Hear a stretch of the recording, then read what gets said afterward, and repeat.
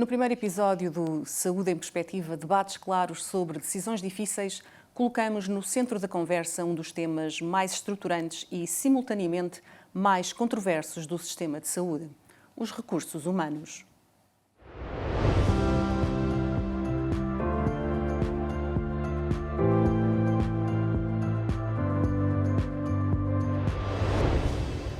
Olá, eu sou a Hélia Bernardo. Bem-vindos ao novo podcast com assinatura da Nova School of Business and Economics, desenvolvido no âmbito da Cátedra BPI, Fundação La Caixa, em Economia da Saúde. A falta de médicos de família, concursos que ficam por preencher, dificuldades de retenção no Serviço Nacional de Saúde, envelhecimento da força de trabalho são temas recorrentes no debate público. Mas estamos perante uma verdadeira escassez? Um problema de organização? Ou uma transformação mais profunda do atual modelo? Num contexto em que as decisões em saúde são cada vez mais complexas, interdependentes e sujeitas a um elevado escrutínio público, este podcast nasce para criar um espaço de reflexão informada, rigorosa e acessível sobre os grandes desafios do sistema de saúde em Portugal. Ao longo desta série, vamos cruzar evidência científica, análise económica e a experiência em políticas públicas para discutir temas que exigem escolhas difíceis, mas inevitáveis. No primeiro episódio, falamos de um dos pilares centrais de qualquer sistema de saúde: os recursos humanos. O Saúde em Perspectiva é uma iniciativa do Centro de Conhecimento de Economia e Gestão da Saúde da Nova School of Business and Economics, desenvolvida no âmbito da Cátedra BPI, Fundação La Caixa, em Economia da Saúde. Um espaço para discutir o que realmente está em causa quando falamos de sustentabilidade, eficiência e equidade no setor da saúde. Para esta conversa, contamos com dois especialistas de referência na área da economia da saúde. Pedro Pita Barros, professor da Nova SBE e titular da Cátedra BPI Fundação La Caixa em Economia da Saúde e coordenador deste podcast.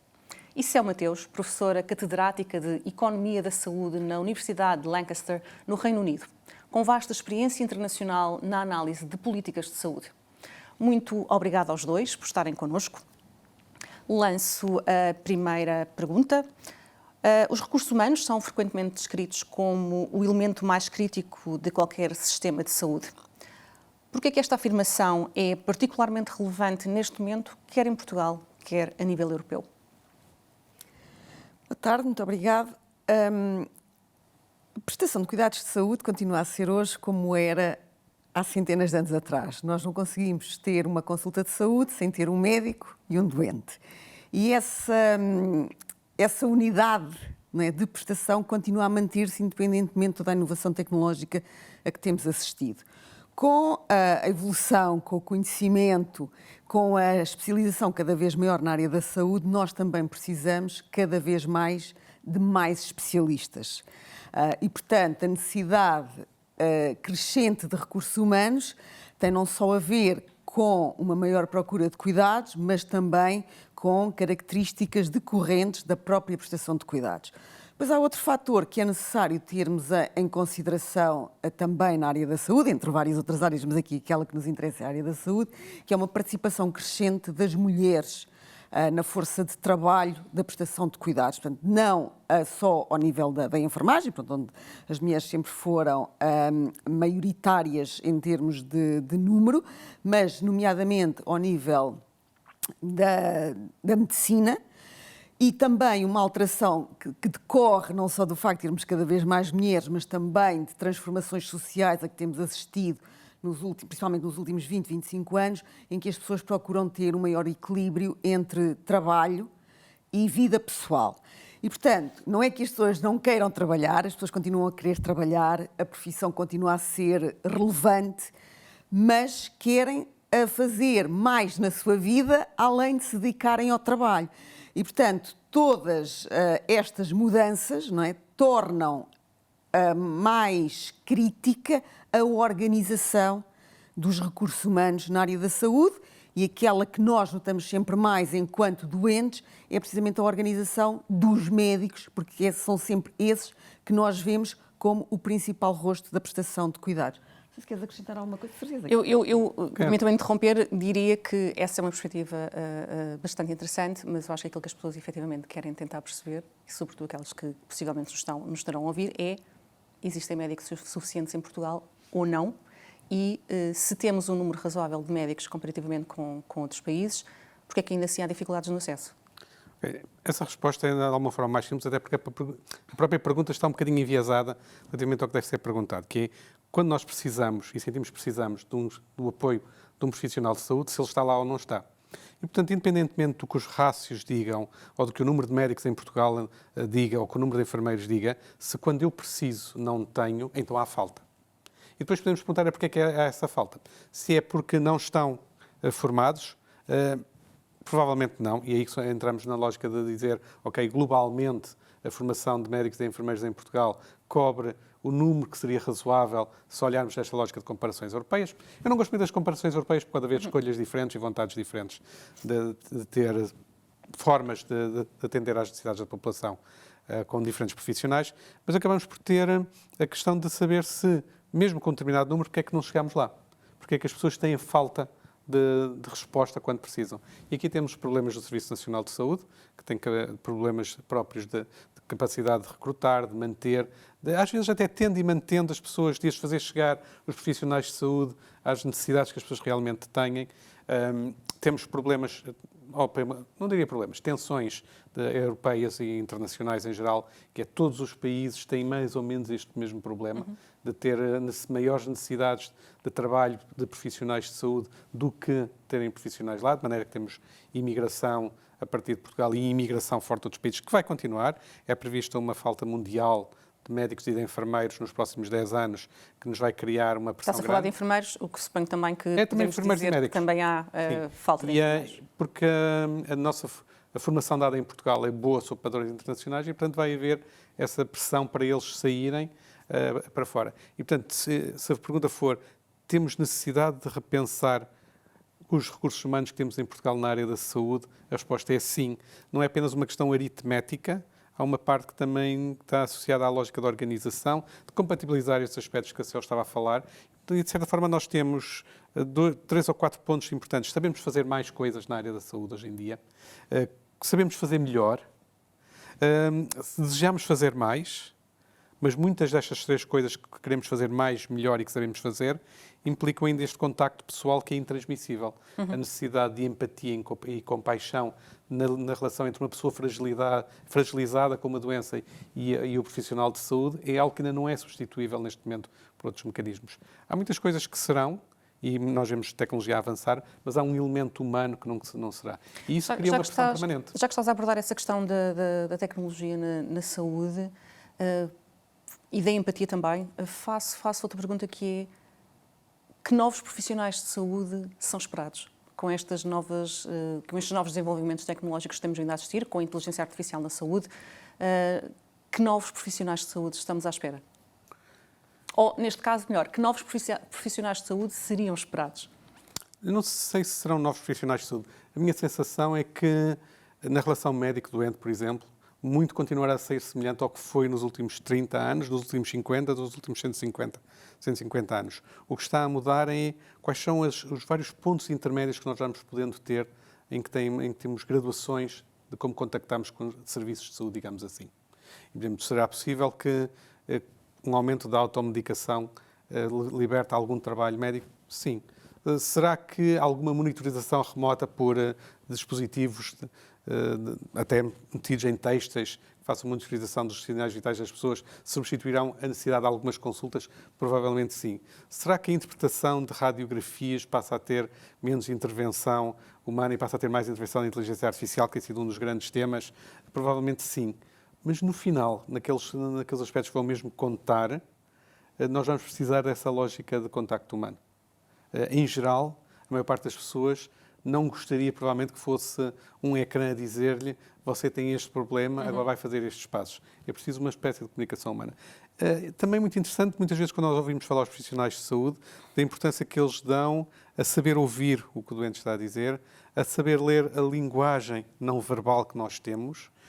Lembro de um médico de família, uma médica de família, que dizia que a parte mais importante da consulta era não os primeiros 10 minutos, mas aqueles que eram supostos ser os minutos finais em que perguntava e então que mais tem a dizer. Era muitas vezes aí que surgia, depois criada a confiança dentro dessa conversa que estavam a ter, surgiu o verdadeiro problema, qual era a base que tinha levado lá a pessoa, quais eram os medos, os receios, as necessidades que as pessoas sentiam, e isso faz parte de uma medicina que não é perfeitamente ainda substituível por tecnologia hoje em dia. A tecnologia é complementar do que nós fazemos, não é substituta. Tivemos esse destaque muito bem vincado quando da pandemia, com as teleconsultas, que era uma coisa que não se falava tanto e com a pandemia começou a desenvolver-se e manteve-se. E sim, as teleconsultas são muito interessantes, porque se eu tiver um problema rápido, que eu acho que é relativamente natural e que posso resolver sem ter que ir visitar um médico, se calhar uma teleconsulta para mim resolve o meu problema. Se eu tiver uma situação mais séria, em que tenho verdadeira incerteza e desconhecimento sobre o que está em causa, eu se calhar preciso daquele conforto de uma voz ali ao pé da tal comunicação que não é exatamente a mesma quando é mediada por um ecrã. Nós juntamos isso também na nossa atividade profissional hoje em dia, qualquer que seja a área. As nossas reuniões feitas por Zoom ou Teams não são a mesma coisa de quando são presenciais e isso está até estudado em termos de funcionamento do mercado de trabalho, a que diferença é que faz. E se isso é verdade noutras atividades, certamente numa atividade onde o contacto pessoal é tão importante, será relevante. Eu não sei se queres dizer alguma coisa da tua experiência. Não, é concordar contigo e também dizer que quando a inteligência artificial, e não só, portanto, quando a tecnologia nos permite tornar os doentes mais autónomos no processo de tomada de decisão em algumas circunstâncias, isso também faz com que os cuidados que têm que ser prestados pelos médicos sejam cuidados mais complexos, porque são os casos que nós não conseguimos resolver sem recorrer ao médico. Portanto, isso não vai fazer com que os cuidados de saúde e os cuidados que são prestados nos consultórios, nos hospitais, nas clínicas, possam ser mais rápidos. Pelo contrário, o que fica para ser prestado presencialmente são cuidados mais complexos, ou porque as pessoas têm preferências, como nós dizemos muitas vezes em economia da saúde, pronto, por esse contacto presencial, porque a teleconsulta não serve a todos os doentes, por motivos muito diversos, que não estão só relacionados com a questão do domínio da tecnologia, portanto, há outras preferências pessoais também que vão interferir com essa escolha e com aquilo que é depois a percepção da qualidade dos cuidados que estão a ser recebidos, mas também ser claramente compreendido por quem está a organizar o sistema de saúde que tudo aquilo então que deixa de poder ser tratada remotamente, não é? São claramente situações mais complexas e que vão requerer mais tempo. Pronto, isso eu acho que muitas vezes não é tido em consideração, porque aquilo que tendemos a ter em consideração é que a tecnologia nos vai ajudar a fazer tudo mais depressa, melhor, com maior segurança, com menos erro, e não vai ser sempre assim. Portanto, em relação ao erro, certamente que sim, mas não vai ser sempre tudo mais rápido, porque muitas vezes, e aquilo também que nós sabemos que acontece na área da saúde, é que a tecnologia vai ser adicionada àquilo que já acontece. Portanto, nós sabemos que hoje em dia é possível fazer muitas cirurgias com um robô, mas não é possível fazer essas cirurgias com o robô sem o médico. Okay? Portanto, nós estamos a adicionar ali uma camada intermédia, não é? Portanto, mais uma camada na prestação de cuidados. Isto acontece muitas vezes na área da saúde e é uma das coisas que contribui para o crescimento dos custos na área da saúde.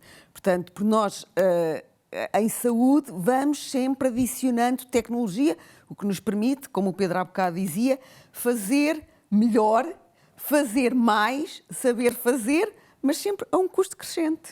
Muito bem. Voltando um bocadinho atrás, falei há pouco no Covid e gostava de falar também porque entre 2011 e 2022 tivemos 3 choques sucessivos, que foi a crise financeira, a pressão assistencial no período de recuperação e também a pandemia. O que é que eu gostava de saber era que impacto cumulativo tiveram estes anos nos profissionais de saúde e se podemos dizer que o Serviço Nacional de Saúde nunca teve verdadeiramente um período de recuperação estrutural. Bom, aí, se me permites avançar, O ponto provavelmente mais importante é que temos uma geração de profissionais de saúde, médicos, enfermeiros, auxiliares, etc., que desde que começaram a trabalhar em 2011 nunca conheceram outra forma de funcionamento que não fosse uma pressão constante, até certo ponto desorganizada e disfuncional, de lhes exigir mais e mais, sem haver propriamente um ponto de descanso. E, portanto, de certo modo, viveram sempre naquilo que foi uma emergência organizacional. Foi primeiro a pandemia, foi depois uma recuperação da pandemia que se baseou muito em trabalho adicional e em vez de recrutar mais pessoas. E nós temos do mesmo período da Troika, foi exigido redução de salários e espírito de missão. Tudo isto acabou por não ter um espaço de respirar dos profissionais de saúde. E se nós pensarmos bem, a pandemia já foi há 5 anos. E, portanto, não conseguimos fazer essa recuperação. O que significa que temos, por 2021, final Ok. em termos de recuperação da pandemia, já deviam-se há 5 anos. Não é? E, isto é, já houve tempo a pensar como é que se recompensa os profissionais de saúde e como é que se aprende com a pandemia a partir dali. E nós olhamos para trás e vemos que estes últimos 5 anos não houve propriamente uma aprendizagem com o que foi o tempo da pandemia em termos de como é que os profissionais de saúde estão inseridos. E eles sentem isso, de alguma forma. E, sobretudo, é difícil, por exemplo, hoje em dia, um profissional, um médico que esteja a sair, esteja perto da idade da reforma com 65 anos, 66, dizer de repente a um jovem médico de 30 anos, ora, isto fazia-se assim. Para esse médico, isso já não lhe diz nada. Não foi o que ele viu, não é o modelo que ele conheceu e, portanto, há aqui um problema de transição de funcionamento para algo que não é cativante como forma de trabalhar.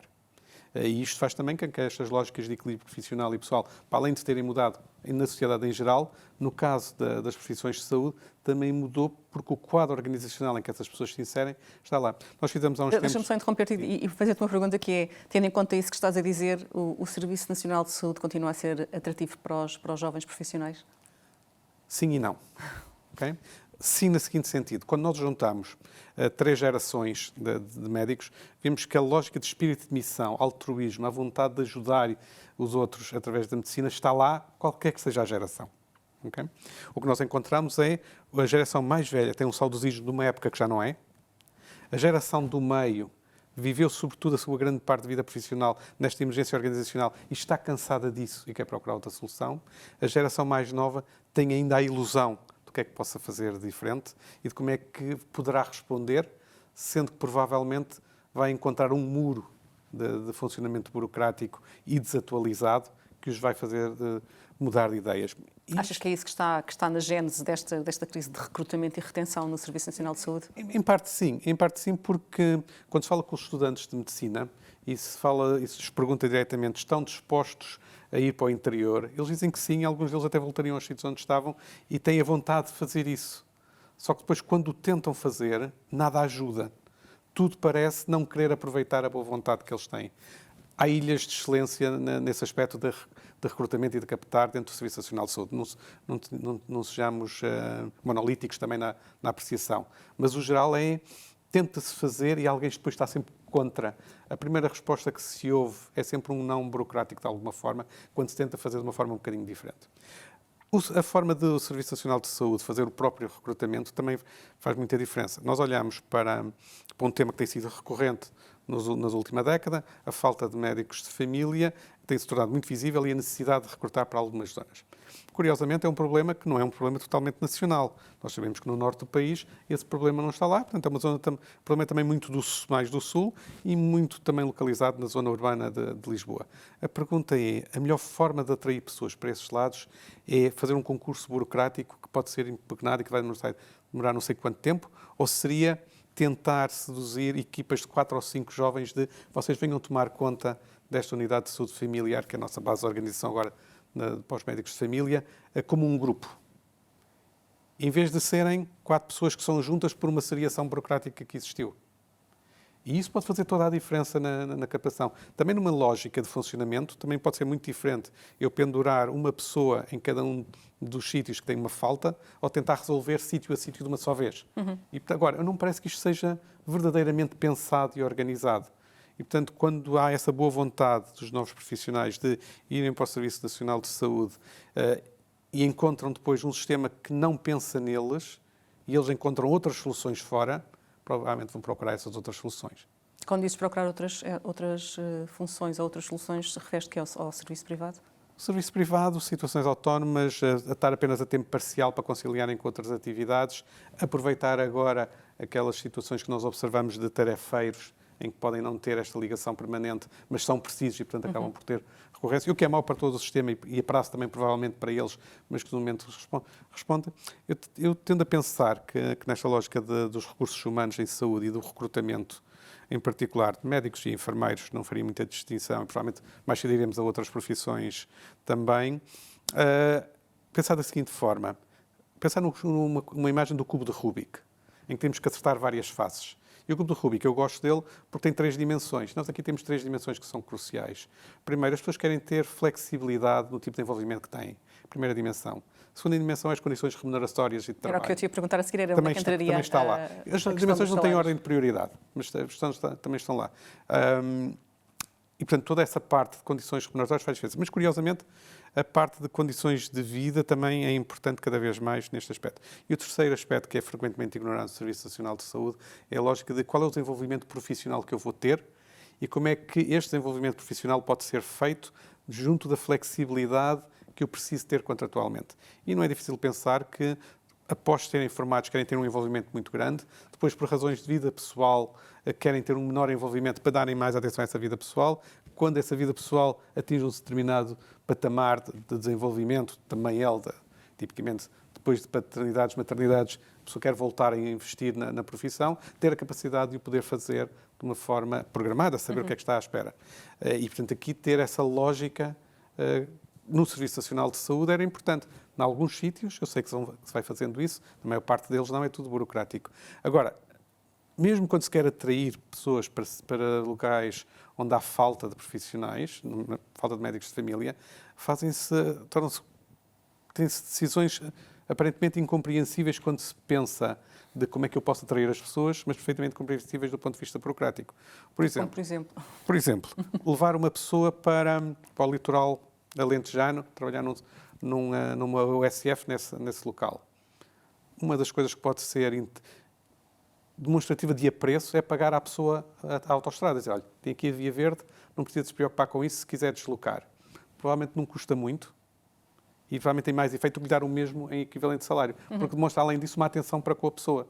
Não tem apenas a ver com o dinheiro que está envolvido, tem a ver com a atenção que lhe é dada.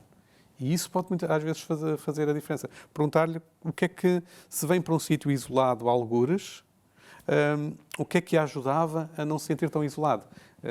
Estabelecer uma rede de contactos, de pares, com que possa trocar impressões de outros lados. Aqui não usando teleconsultas, mas telechamadas entre eles para terem um grupo de apoio. Isso foi feito no Canadá com muito sucesso. E o Canadá, sim, tem problemas de dispersão, não é?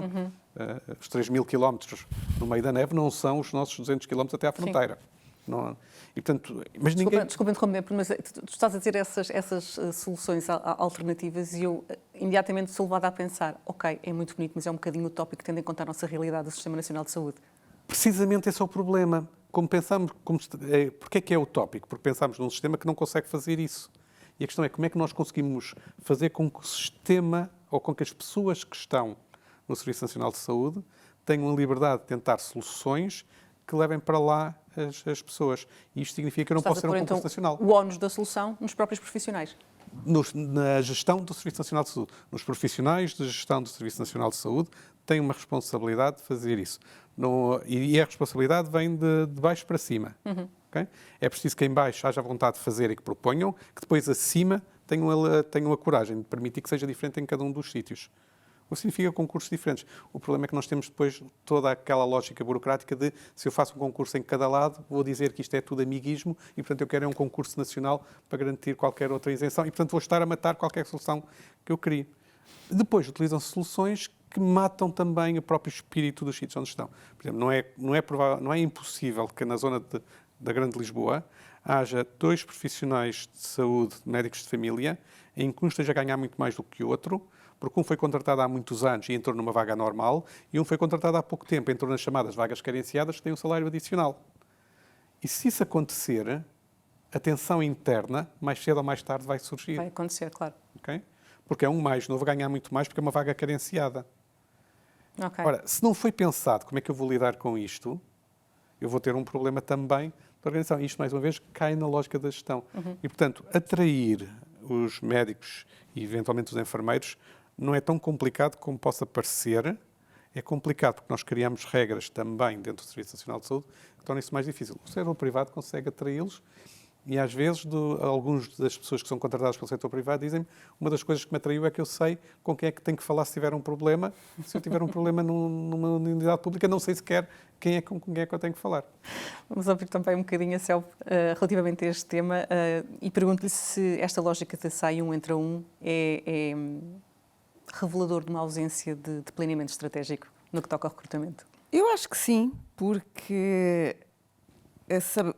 por vários motivos. E o primeiro e mais óbvio, embora raramente seja tido em consideração, tem a ver com o fator que eu já referi, que é o facto de termos cada vez mais mulheres a entrar na medicina. Não é porque as mulheres trabalhem menos, é porque as mulheres engravidam.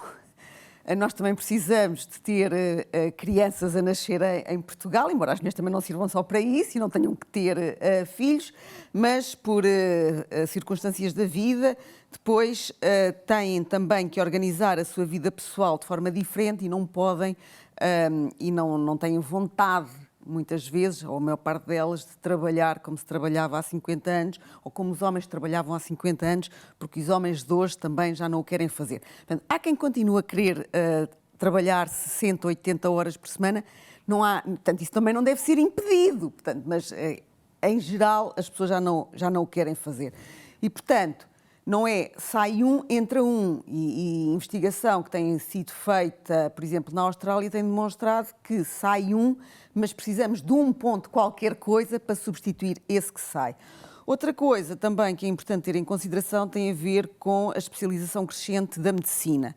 Portanto, quando hoje sai um, nós vamos precisar de mais do que um, portanto, imediatamente, porque há especialidades que já estão a existir e há especialidades que nós ainda não contemplamos e que vão aparecer nos próximos 5 ou 10 anos.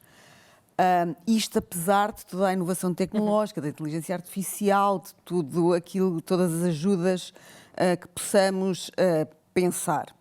E, portanto, isso também faz com que precisemos de mais do que um a entrar quando sai um. Depois há outra coisa que é importante ter em consideração, que os médicos, portanto, eu vou falar nos médicos, mas também outras profissões na área da saúde, necessitam e têm que ter muitos anos de estudo para poderem exercer a sua especialidade. O que acontece com outras áreas, como, por exemplo, eu e o Pedro também tivemos que estudar muito, não é? para podermos trabalhar onde trabalhamos hoje. Ok, mas enquanto quer eu, quer o Pedro, podemos trabalhar remotamente, não é? Podíamos ser nómadas digitais, estar ali nas Bahamas, ou assim noutro sítio qualquer, muito bom, a apanhar sol, a dar aulas, a fazer a nossa investigação, a maior parte das vezes remotamente. O médico não pode fazer isso.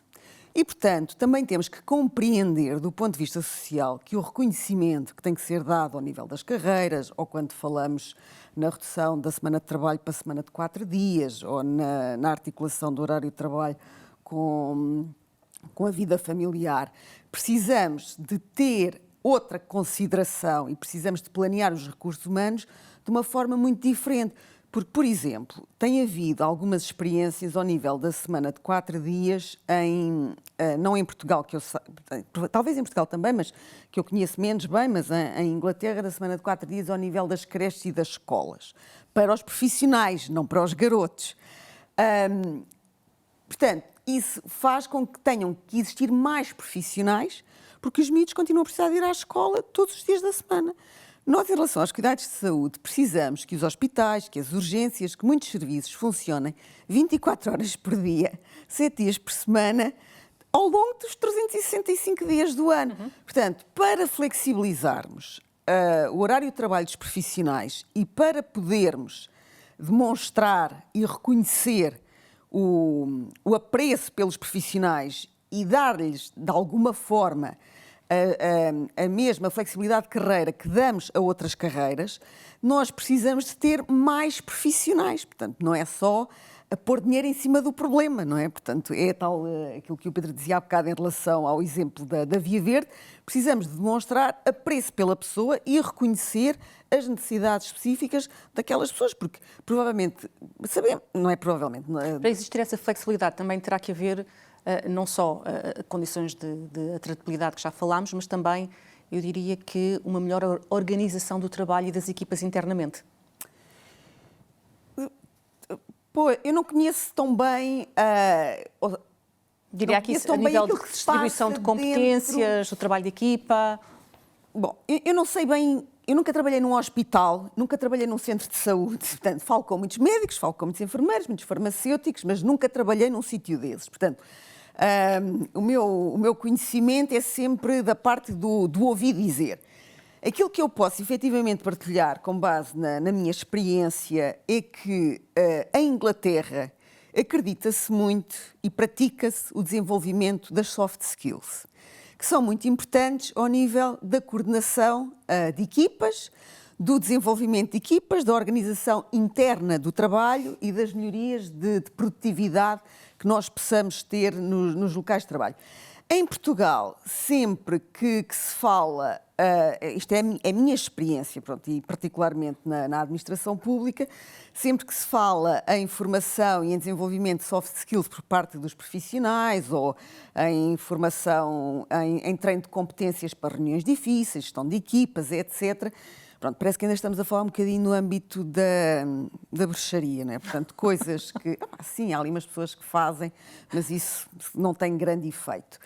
Talvez fosse de experimentar, porque não nascemos todos ensinados e é possível, de facto, trabalhar melhor e ganhar essas competências e dinamizar as equipas de outra maneira. Aquilo que é difícil é pedir às pessoas que mantenham o amor à camisola e o espírito de missão para sempre, independentemente de tudo. E só dizer, nós precisamos muito que vocês façam, precisamos muito que se sacrifiquem. Portanto, eu acredito, não é, que os médicos e os enfermeiros e os técnicos de diagnóstica e terapêutica, toda a gente que trabalha nos hospitais, tem um grande espírito de missão, mas o espírito de missão que têm não lhes paga as contas ao final do mês. Claro que sim. Estamos quase a chegar ao fim deste nosso primeiro episódio e eu gostava ainda que me respondessem ambos a uma questão que é, se tivesse que identificar 3 prioridades para melhorar a capacidade do Serviço Nacional de Saúde para recrutar e reter profissionais, quais seriam? Assim, uma resposta muito, muito breve. Do meu lado, se calhar não preciso de 3, basta-me uma, mas feita com cuidado. Ouvir os profissionais de saúde e criar experiências com base no que eles nos relatarem. Deixá-los ter a capacidade de inovar aí. E até dizia mesmo, ponha-se 100 milhões de euros para apostar em 3 ou 4 experiências novas de mostrar que é possível fazer dentro do Serviço Nacional de Saúde. E isto porquê? Liga-se diretamente com o que o senhor estava a falar há pouco da semana de 4 dias. Primeiro, não deve ser pensado apenas como reorganizar o calendário, é muito mais do que isso. Experiências em Portugal, publicidade, podem ver os trabalhos do Pedro Gomes e da Rita Fontinha, que têm isso, mas também, curiosamente, quando começamos a discutir estes assuntos com algumas pessoas dos cuidados de saúde primários, as unidades de saúde familiar em particular, chega-se à conclusão que dentro do quadro atual já há sítios onde tentam aproximar esta ideia. A questão é que, para essas pessoas, torna-se mais simples fazerem sem dizerem, de maneira a terem os benefícios, para não terem os custos de enfrentar a burocracia. Daí do meu ponto de partida, que é, vamos pôr dinheiro de 100 milhões de euros para permitir que estas pessoas possam ter estas ideias a florescer e que depois sejam adaptadas em cada sítio conforme necessidade. Dar o lugar à criatividade das pessoas, com este espírito de missão, dando-lhes as condições e permitindo que os outros possam aprender com isso, é talvez o ponto mais importante neste momento que eu encontro. Muito rápido, Céu. Eu concordo com aquilo que o Pedro disse, acho que não tenho muito a acrescentar, porque é fundamental, de facto, ouvir o que é que os profissionais querem. Nós não nos devemos esquecer que quem está hoje a tomar decisões não vive no mundo e não cresceu no mundo onde nós estamos hoje. Portanto, nós ainda fazemos parte deste mundo e incluo-me nesse grupo, mas aquilo que será o futuro profissional de quem está a chegar ao Serviço Nacional de Saúde ou de quem está a meio da carreira, que ainda tem 20 ou 30 anos de trabalho pela frente, será uma realidade de trabalho muito diferente. Portanto, quem está a tomar decisões não consegue sequer conceber o que é que vai ser. E, portanto, é importante ouvirmos as pessoas, dar-lhes essa liberdade e também deixá-las sentir que fazem parte e que têm a responsabilidade, não é, daquilo que vai ser. E desenhar essas experiências de forma adequada para se poderem medir os impactos. Portanto, nós em Portugal tendemos a fazer muita política com pouca base na evidência ou nenhuma base na evidência. Eu acho que temos todas as condições também para fazer melhores políticas com base na evidência que conseguimos recolher, porque temos excelentes profissionais e temos excelentes pessoas a trabalhar no Serviço Nacional de Saúde e fora do Serviço Nacional de Saúde. Muito bem, obrigada a ambos. A discussão sobre os recursos humanos em saúde é muitas vezes simplificada à pergunta: temos profissionais suficientes? Hoje percebemos que o desafio é mais profundo, envolve organização, incentivos, distribuição, inovação e escolhas estratégicas sobre o modelo de sistema de saúde que queremos. Obrigada ao professor Pedro Pita Barros e à professora Céu Mateus por esta conversa clara sobre decisões difíceis. O Saúde em Perspectiva está disponível em áudio e vídeo no Spotify, YouTube e Apple Podcasts. No próximo episódio continuaremos a explorar os grandes desafios do sistema de saúde em Portugal. Obrigada por nos acompanhar e até breve.